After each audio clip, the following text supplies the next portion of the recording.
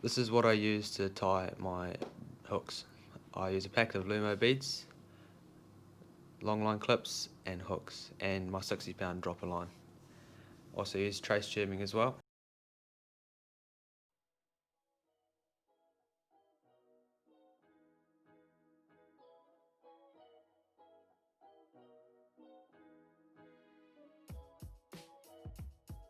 So I start off by tying a uni knot to my swivel clip.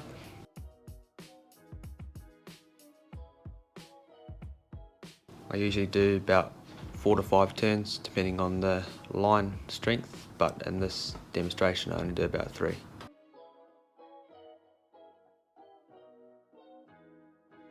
Very simple and effective knot to tie.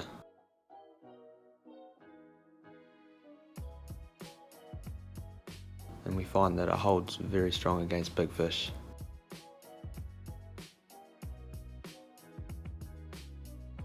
And just cinch that down, and then I pull tight.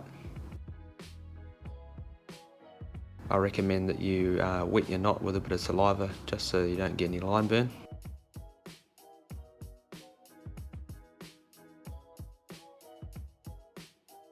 And I cut the tag end off and leave it about 1 inch.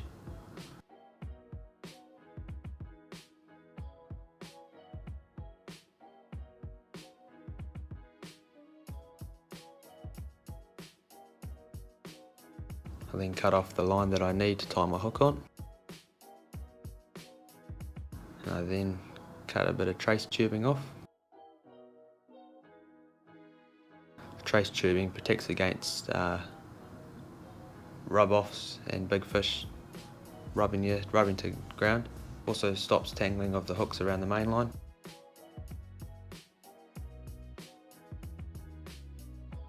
All I do here is I just thread the line through the trace tubing. It's also handy if you have a mate to straight out the trace tubing so you can get it through easier.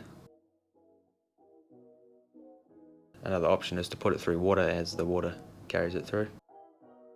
Then I thread my Lumo beads on. You can also put your floating beads or whatever else you need on there. I usually do about two floating beads or 2 Lumo beads. I find that's enough.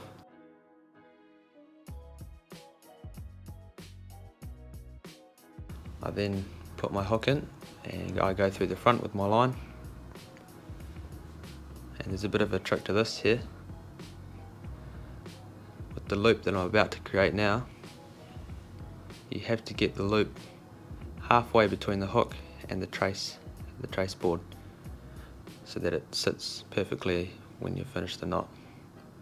And all I do is I'm doing a snell knot, so I'm just wrapping the line around. About 7 to 8 times is what we usually do, but for this demonstration I'm only doing 4 to 5.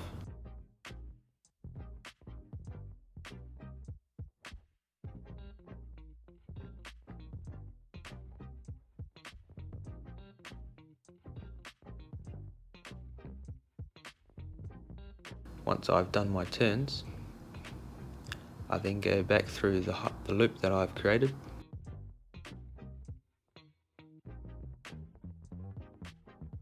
And I just grab that and I pull that tight.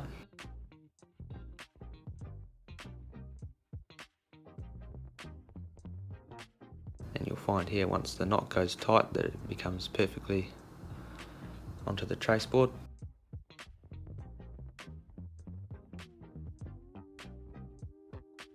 Make sure you pull that nice and tight.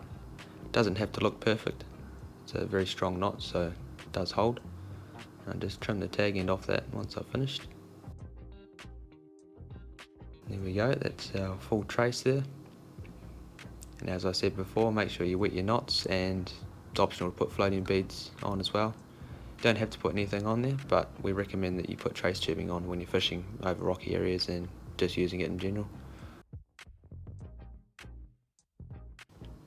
Right, so we've just seen how Matt ties his, and now here's my version of it. First I'm doing the same thing, just measuring it out.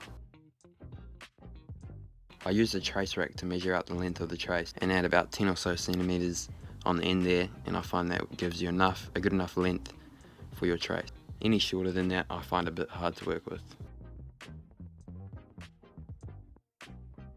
Firstly, I start out with tying my hook, doing it a similar way to Matt.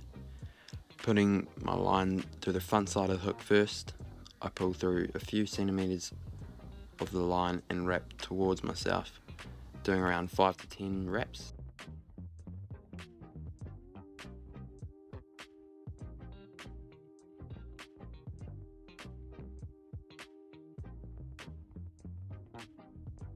Then I grab the main end of the line and pull it through the back side of the hook.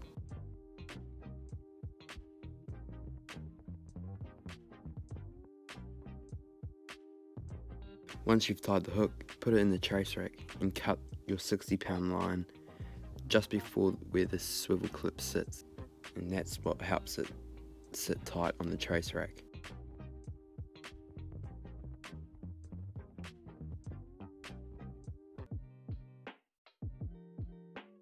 And now on to trace tubing. I cut it to the length of about 2/3 of the way up on the trace rack, and I find that gives you enough room for your final step, which is tying on the swivel clip.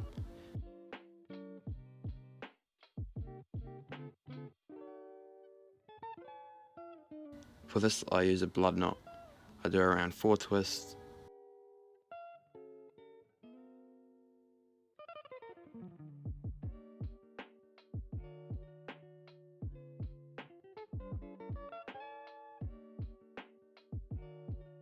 Pull the tag through the small loop, and just before pulling tight, I loop it through the second loop that I just created, and now I pull tight.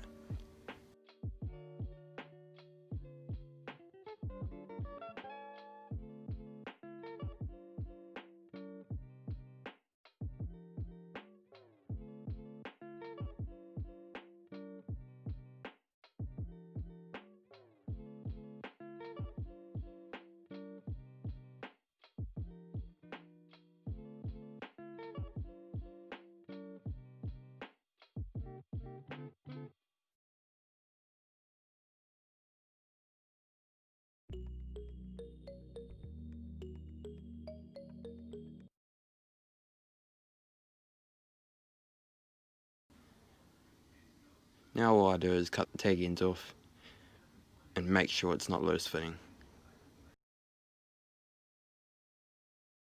I've found this pretty easy to learn and has worked pretty well when fishing.